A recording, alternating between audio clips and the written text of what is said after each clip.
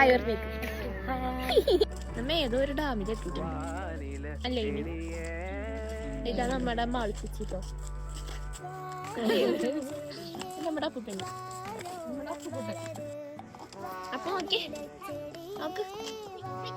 നമ്മളിനി കുറെ സ്റ്റെപ്പ് കയറാനുണ്ട് അല്ലേ?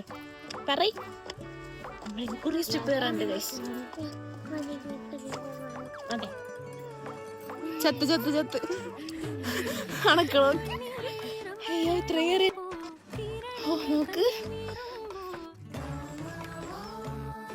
വെറുതെ ആയില്ലേ നമ്മൾ വന്നതല്ലേ?